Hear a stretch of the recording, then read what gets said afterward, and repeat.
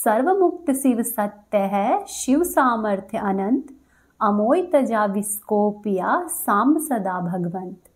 श्री शिवाय नमस्तुभ्यम। ओम नमः शिवाय। हर हर महादेव। आज त्रयोदशी तिथि है और रविवार का दिन है, इसी वजह से आज रवि प्रदोष व्रत रखा जाएगा। रवि प्रदोष व्रत की कथा के अनुसार एक बार की बात है, सभी प्राणियों के हितार्थ और परम पावन भागीरथी नदी के तट पर ऋषि समाज के द्वारा एक विशाल सभा का आयोजन किया गया। इस सभा में व्यास जी के परम शिष्य, जो कि पुराण वेता भी है, श्री सूत जी महाराज श्रीहरि के कीर्तन करने के लिए पधारे। श्री सूत जी को आते हुए देखकर शौनक आदि 88,000 ऋषि मुनि खड़े हो गए और उन्हें दंडवत प्रणाम किया। महाज्ञानी सूत जी ने भक्ति भाव से ऋषियों को अपने हृदय से लगाया और आशीर्वाद दिया। तब विद्वान ऋषिगण और सभी शिष्य अपने अपने आसन पर विराजित हो गए। तब शौनक आदि ऋषियों ने पूछा कि हे पूज्यवर महामते, कृपया हमें यह बताने का कष्ट कीजिए कि मंगलप्रद और कष्ट निवारक यह व्रत सबसे पहले किसने किया और उसे क्या फल मिला। तब श्री सूत जी बोले कि आप सभी भगवान शिव के परम भक्त हैं और आपकी भक्ति देखकर मैं व्रती मनुष्य की कथा कहता हूँ। आप सभी ध्यान पूर्वक सुनो। एक बार की बात है, एक गांव में अत्यधिक दीन ब्राह्मण निवास करता था। उस ब्राह्मण की पत्नी बड़ी साध्वी थी और वह रवि प्रदोष का व्रत किया करती। उसे एक ही पुत्र प्राप्त था। एक समय की बात है कि वह पुत्र गंगा जी में स्नान करने के लिए अपने घर से निकल गया। दुर्भाग्य की बात है कि मार्ग में चोरों ने उस बालक को चारों ओर से घेर लिया और चोर कहने लगे कि हम लोग अब तुझे मारेंगे, तुम अपना जो भी धन है और तुम्हारे पिता का जो भी धन है उस सब को हमें बता दो। तब बालक दीन भाव से कहने लगा कि हे बंधुओं, हम लोग अत्यंत ही दीन दुखी है, हमारे पास धन कहाँ है। तब चोरों ने कहा कि अच्छा, ये बताओ तुम्हारी इस पोटली में क्या है। बालक ने निसंकोच कहा कि मेरी माँ ने मेरे लिए रोटियां दी है। यह सुनकर उनमें से एक चोर ने अपने साथियों से कहा कि मित्रों, लगता है यह बालक बहुत ही दीन दुखी है, इसीलिए हम इसे नहीं लूटेंगे, किसी अन्य व्यक्ति को लूटेंगे। इतना कहकर चोरों ने उस बालक को जाने दिया और बालक वहां से चलते हुए एक नगर में जा पहुंचा। नगर के पास में एक बरगद का पेड़ था। वह बालक उस बरगद के वृक्ष की छाया में सो गया। उसी समय उस नगर के सिपाही चोरों को खोजते खोजते उस बरगद के वृक्ष के पास आ गए और बालक को चोर समझकर बंदी बना लिया और अपने साथ लेकर राजा के पास गए। राजा ने उस बालक को कारावास में बंद करने का आदेश दिया। वहीं दूसरी तरफ जब ब्रह्माणी का लड़का घर पर नहीं लौटा, तब उसे अपने पुत्र की बड़ी चिंता हुई। अगले दिन प्रदोष का व्रत था। ब्रह्माणी ने अपने नियम के अनुसार प्रदोष व्रत धारण किया और भगवान शंकर से मन ही मन अपने पुत्र की कुशलता की प्रार्थना करने लगी। भगवान शंकर ने उस ब्रह्माणी की प्रार्थना स्वीकार कर ली। उस रात भगवान शंकर ने उस राजा को सपने में दर्शन दिए और कहा कि हे राजन, वह बालक चोर नहीं है, उसे प्रातः काल छोड़ दो, अन्यथा मैं तेरा सारा राज्य और धन वैभव नष्ट कर दूंगा। जब प्रातः हुई तो राजा ने भगवान शिव जी की आज्ञा अनुसार उस बालक को कारावास से मुक्त कराया। तब बालक ने अपनी सारी कहानी राजा को कह सुनाई। राजा ने भी सारा वृतांत सुनकर उस बालक के माता पिता को घर से राजमहल में लाने का आदेश दिया। उसके माता पिता राज दरबार में आए और उसके माता पिता बहुत भयभीत थे। राजा ने उन्हें भयभीत देखकर कहा कि आप लोग भयभीत नहीं हो, आपका बालक निर्दोष है। और साथ ही राजा ने उस ब्राह्मण को 5 गांव दान में दे दिए, जिसकी वजह से वह ब्राह्मण अपने परिवार के साथ सुखपूर्वक रहने लगा। इस प्रकार से भगवान शिव जी की कृपा से ब्राह्मण परिवार आनंद पूर्वक रहने लगा। इसीलिए जो भी मनुष्य प्रदोष व्रत करता है, वह सुखपूर्वक और निरोगी होकर अपना संपूर्ण जीवन व्यतीत करता है। साथ ही उसके जीवन में सभी तरह की खुशहाली आती है। अब आप सुनिए प्रदोष व्रत की अगली कथा।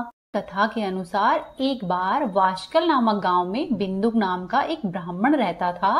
वह ब्राह्मण बड़ा ही दुरात्मा और महापापी था। वह ब्राह्मण कुमार्ग पर ही चलता था। उस ब्राह्मण की पत्नी का नाम चंचुला था। उसकी स्त्री बहुत सुंदर थी और वह सदैव ही अपने धर्म का पालन करती थी। इस तरह से कुकर्म में लगे हुए उस ब्राह्मण के साथ उसकी पत्नी ने बहुत से वर्ष व्यतीत किए। अपने धर्म के नष्ट होने के डर से वह कभी भी अपने धर्म से विचलित नहीं हुई, लेकिन उसका पति तो दुराचारी था। इसीलिए दुराचारी पति के आचरण से प्रभावित होकर कुछ समय के पश्चात वह स्त्री भी अपने ही पति की तरह दुराचारिणी हो गई। बहुत समय बीत जाने के बाद वह दूषित बुद्धि वाला दुष्ट ब्राह्मण समय के अनुसार मृत्यु लोक को प्राप्त होकर नरक में गया। बहुत दिनों तक नरक के दुख भोगकर वह पापी अंत में एक भयंकर पिशाच हो गया। दूसरी तरफ उस दुराचारी पति की मृत्यु के पश्चात चंचुला बहुत समय तक अपने पुत्रों के साथ अपने घर में ही रहती। एक दिन ईश्वर की कृपा से वह अपने बंधु और बांधवों के सहित एक तीर्थ के क्षेत्र में गई। तीर्थ यात्रियों के साथ चंचुला ने तीर्थ के जल में स्नान किया और अपने भाइयों के साथ इधर उधर घूमने लगी। वहां पर उसने एक देव मंदिर में एक ब्राह्मण को भगवान शिव जी की परम पवित्र और उत्तम पौराणिक कथा कहते हुए सुना। वह ब्राह्मण कह रहे थे कि जो स्त्रियां पर पुरुषों के साथ व्याभिचार करती है, यमराज के दूत उन्हें बहुत कष्ट देते हैं।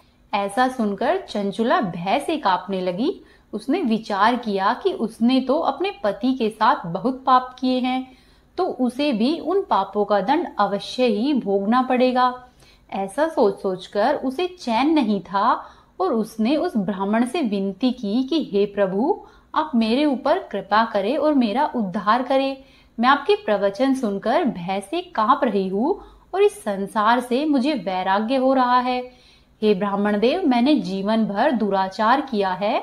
न जाने मेरे मरने के बाद मुझे कैसी कैसी घोर यातनाएं सहनी पड़ेगी और मेरा साथ कौन देगा। हे ब्राह्मण देव, यमराज के उन भयंकर दूतों को मैं कैसे देख पाऊंगी। हे प्रभु, आप मेरा कल्याण करें। चंचुला के इस प्रकार के वचनों को सुनकर वे ब्राह्मण बोले कि हे चंचुला, यह तो बड़े ही सौभाग्य की बात है कि भगवान शंकर की कृपा से शिव पुराण की कथा को सुनकर तुम्हारा मन समय पर ही सावधान हो गया है। हे चंचुला, पश्चाताप ही पाप करने वाले पापियों के लिए सबसे बड़ा प्रायश्चित होता है।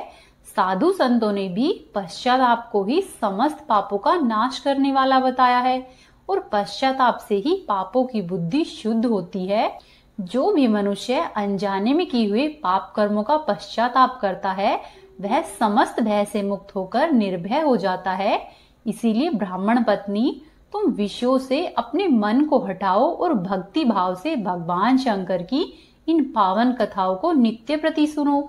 इस कथा को सुनने से तुम्हारे चित्त की शुद्धि होगी और तुम्हें मोक्ष की प्राप्ति होगी। ऐसा सुनने के बाद उस चंचुला ने शिव पुराण की कथा को सुनने की इच्छा से अपने मन में उस ब्राह्मण देव की सेवा करने का संकल्प लिया और ऐसा सोचकर ब्राह्मण से निवेदन करके वह उन्हीं के साथ रहने लगी।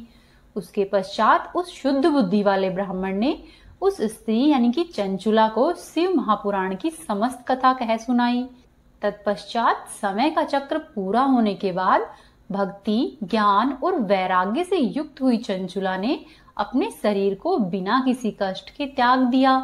जैसे ही चंचुला ने अपने शरीर को त्यागा, भगवान शंकर का भेजा हुआ दिव्य विमान वहां पर आ पहुंचा और भगवान शंकर के गणों ने चंचुला को उस दिव्य विमान पर बिठाया और उसको लेकर शिवलोक में चले गए। अब चंचुला दिव्य रूप धारण कर चुकी थी और दिव्यांगना हो चुकी थी। चंचुला ने वहां पर साक्षात भगवान शंकर को देखा। उनके 5 मुख थे और हर मुख में उनकी 3 आंखें थी। मस्तक पर चंद्रमा सुशोभित हो रहा था। उन्होंने अपनी बाईं ओर माता पार्वती को बिठाया हुआ था। उनका सारा शरीर भस्म से भासित था। शरीर पर श्वेत वस्त्र शोभा पा रहे थे। इस प्रकार परम उज्जवल भगवान शंकर का दर्शन करने के बाद वह ब्राह्मण पत्नी बहुत प्रसन्न हुई। उसने महादेव और देवी पार्वती को प्रणाम किया और उसकी आंखों से अश्रुओं की अविरल धारा बहने लगी। संपूर्ण ही शरीर में रोमांच पैदा हो आया और माता पार्वती व भगवान शंकर ने बड़ी करुणा से उसे अपने पास बुलाया और उसकी ओर देखा। माता पार्वती ने चंचुला को प्रेम पूर्वक अपनी सखी बना लिया। इसके बाद चंचुला देवी पार्वती की सखी बनकर कैलाश पर्वत पर ही रहने लगी। कुछ दिन ऐसे ही व्यतीत हो गए, लेकिन चंचुला को बीच बीच में अपने पति का ख्याल भी आता था। एक दिन चंचुला माता पार्वती के पास पहुंची और बोली कि हे गिरिजा नंदिनी, मनुष्यों ने सदा ही आपका सम्मान किया है। हे स्कंद माता, हे उमे, आप समस्त सुखों को देने वाली हो। हे शंभु प्रिया, आप ही संसार की सृष्टि, पालन और संहार करने वाली हो। वह चंचुला इस प्रकार से महेश्वर पत्नी उमा की स्तुति करके सिर झुकाकर चुपचाप खड़ी हो गई। उसके नेत्रों में प्रेम के आंसू उमड़ आए थे। तब करुणा से भरी हुई शंकर प्रिया भक्त वत्सला माता पार्वती देवी ने चंचुला को संबोधित करके इस प्रकार से कहा। पार्वती जी बोली कि हे सखी चंचुले, हे सुंदरी, मैं तुम्हारी इस की हुई स्तुति से अत्यधिक प्रसन्न हूँ। बोलो, तुम क्या वरदान मांगती हो? जो तुम मांगोगी मैं उसे अवश्य ही प्रदान करूंगी। तब चंचुला बोली कि हे गिरिजा कुमारी, मेरे पति बिंदुक इस समय कहाँ पर है और उनकी कैसी गति है, मैं यह सब नहीं जानती हूँ। मैं अपने उन पतिदेव से जिस प्रकार संयुक्त हो सकूं, आप वैसा ही कुछ उपाय कीजिए। हे महेश्वरी, हे महादेवी, मेरे पति एक शुद्र जातीय वैश्या के प्रति आसक्त थे और पाप में ही डूबे रहते थे। उनकी मौत मुझसे पहले हो गई थी। ना जाने वे किस गति को प्राप्त हुए होंगे। तब गिरिजा कुमारी बोली कि बेटी, तुम्हारा बिंदुक नाम वाला पति बड़ा ही पापी था। उसका अंतःकरण बहुत ही दूषित था। वैश्या का उपभोग करने वाला वह महामूढ़ मरने के बाद नरक में पड़ा और अनगिनत वर्षों तक नरक में अनेक प्रकार के दुख भोगकर वह पापात्मा अपने शेष पाप को भोगने के लिए विंध्य पर्वत पर पिशाच बनकर बैठा हुआ है। इस समय वह पिशाच योनि में है और अनेक प्रकार के कष्ट उठा रहा है। वह दुष्ट केवल वायु पीकर ही जीवित रहता है, वहां पर सब प्रकार के कष्ट सहता है। तब गौरी देवी की यह बात सुनकर उत्तम व्रत का पालन करने वाली चंचुला अपने पति के महान दुख से दुखी हो गई। फिर अपने मन को शांत करके उस ब्राह्मण पत्नी ने व्यथित हृदय से महादेवी को प्रणाम करके फिर से पूछा कि हे महादेवी, मुझ पर कृपा कीजिए और दूषित कर्म करने वाले मेरे उस दुष्ट पति का अब उद्धार कर दीजिए। हे महादेवी, मुझे कुछ ऐसा उपाय बताइए जिससे कि मेरे पति को उत्तम गति प्राप्त हो सके। तब पार्वती जी ने कहा कि तुम्हारा पति अगर शिव पुराण की पुण्यमयी उत्तम कथा को सुने तो सारी दुर्गति को पार करके वह उत्तम गति का भागीदार हो सकता है। अमृत के समान इन मधुर अक्षरों से युक्त देवी जी के वचन को सुनकर चंचुला ने हाथ जोड़कर मस्तक झुकाकर उन्हें बारंबार प्रणाम किया और अपने पति के समस्त पापों की शुद्धि तथा उत्तम गति की प्राप्ति के लिए पार्वती देवी से यह प्रार्थना की कि हे महादेवी, मेरे पति को शिवपुराण सुनाने की व्यवस्था करवा दीजिए। उस ब्राह्मण पत्नी के बार बार प्रार्थना करने पर शिवप्रिया पार्वती जी को बड़ी दया आ गई। उन भक्त वत्सला महादेवी जी ने भगवान शिव की उत्तम कीर्ति का गान करने वाले एक गंधर्वराज तुम्बरु को बुलाकर उनसे प्रसन्नता पूर्वक कहा कि हे तुम्बरु, तुम्हारी भगवान शिव में प्रीति है। तुम मेरे मन की बातों को जानकर मेरे अभिष्ट कार्यों को सिद्ध करने वाले हो, इसीलिए मैं तुमसे एक बात कहती हूँ जिससे कि तुम्हारा कल्याण हो। तुम मेरी इस सखी के साथ शीघ्र ही विंध्य पर्वत पर जाओ। वहां पर एक महाघोर और भयंकर पिशाच रहता है। उसका वृतांत तुम आरंभ से ही सुनो। मैं तुम्हें प्रसन्नता पूर्वक सब कुछ बताती हूँ। पूर्व जन्म में वह पिशाच बिंदुक नामक ब्राह्मण था। मेरी इस सखी चंचुला का पति था, परंतु वह दुष्ट वैश्यगामी हो गया। संध्या और स्नान आदि नित्य कर्म छोड़कर अपवित्र रहने लगा। क्रोध के कारण उसकी बुद्धि पर मूर्खता छा गई थी। वह कर्तव्य में विवेक नहीं कर पाता था। वह बिना खाने योग्य पदार्थ को खाता, सज्जनों से द्वेष रखता और दूषित वस्तुओं का दान लेता। यह उसका स्वाभाविक कर्म बन गया था। वह अस्त्र और शस्त्र लेकर हिंसा करता, बाएं हाथ से खाता, दीनों को सताता और क्रूरता पूर्वक पराये घरों में आग लगा देता था। चांडालों से प्रेम करता और प्रतिदिन ही वैश्या के संपर्क में रहता था। वह बड़ा ही दुष्ट था। वह पापी अपनी पत्नी का परित्याग करके दुष्टों के संग में ही आनंद मनाता था। वह मृत्यु के बाद दुराचार में ही फंसा रहा। फिर अंतकाल आने पर उसकी मौत हो गई। वह पापियों के भोग स्थान घोर यमपुर में गया। वहां पर बहुत से नरकों का उपभोग करके वह दुष्टात्मा जीव इस समय विंध्य पर्वत पर पिशाच बना हुआ है। वहीं पर वह दुष्ट पापों का फल भोग रहा है। तुम यत्न पूर्वक शिव पुराण की उस दिव्य कथा का वहां पर जाकर प्रवचन करो। कथा को सुनने से उसका हृदय शीघ्र ही समस्त पापों से शुद्ध हो जाएगा और वह प्रेत योनि का परित्याग कर देगा। उस दुर्गति से मुक्त होने पर बिंदुक नामक पिशाच को मेरी आज्ञा से विमान पर बिठाकर तुम भगवान शिव के समीप ले आना। पार्वती जी के इस प्रकार से आदेश देने पर गंधर्वराज तुमरू मन ही मन बड़ा प्रसन्न हुआ और उसने अपने भाग्य की सराहना की।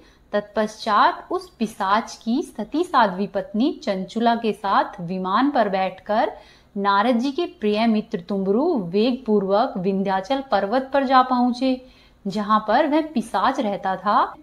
वहां उन्होंने उस पिशाच को देखा। उस पिशाच का शरीर विशाल था, दाढ़ी बड़ी हुई थी। वह कभी हंसता, कभी रोता, कभी उछलता था। उसकी आकृति बड़ी विकराल थी। भगवान शिव की उत्तम कृति का गान करने वाले महाबली तुमरू ने उस भयंकर पिशाच को अपने पासों में बांध लिया। उसके बाद तुमरू ने शिव महापुराण की कथा को बांचने का निश्चय किया और मंडप आदि की रचना की। इतने में ही संपूर्ण लोकों में बड़े ही वेग से यह प्रचार हो गया कि देवी पार्वती की आज्ञा से एक पिशाच का उद्धार करने के लिए शिव महापुराण की उत्तम कथा तुमरू के द्वारा विंध्य पर्वत पर सुनाई जा रही है। तो फिर उस कथा को सुनने के लिए बहुत से देवर्षि शीघ्र ही वहां पर आ पहुंचे। तब विंध्य पर्वत पर बड़ा ही अद्भुत और कल्याणकारी समाज जुट गया। फिर तुमरू ने उस पिशाच को पासों में बांधकर आसन पर बिठाया और अपने हाथ में वीणा ली और वीणा लेकर गौरीपति शिव शंकर की कथा का आरंभ हुआ। तुमरू ने सातों संहिताओं के सहित शिव पुराण की पूरी कथा का प्रेम पूर्वक श्रवण कराया। सभी श्रोतागण पूर्ण रूप से कृतार्थ हो गए। उस परम पुण्यमयी शिव पुराण को सुनकर उस पिशाच ने अपने सारे पापों को धोकर उस पैशाचिक शरीर को त्याग दिया। फिर तो शीघ्र ही उसका रूप दिव्य हो गया। अंग कांति गौरवर्ण की हो गई। शरीर पर श्वेत वस्त्र तथा सब प्रकार से सुशोभित आभूषण उसके अंगों को प्रकाशित करने लगे। वह त्रिनेत्रधारी चंद्रशेखर रूप हो गया। इस प्रकार दिव्य देह धारण करके वह बिंदुक अपनी प्राण वल्लभा चंचुला के साथ स्वयं पार्वती वल्लभ भगवान शिव जी का गुणगान करने लगा। उसकी स्त्री को इस प्रकार से सुशोभित देखकर वे सभी देवर्षि बड़े ही आश्चर्यचकित हुए। उनका चित्त परम आनंद से परिपूर्ण हो गया। भगवान महेश्वर का वह अद्भुत चरित्र सुनकर वे सभी श्रोतागण कृतार्थ हो प्रेम पूर्वक शिव जी का ध्यान करने लगे और शिव जी का ध्यान करते हुए अपने धाम को चले गए।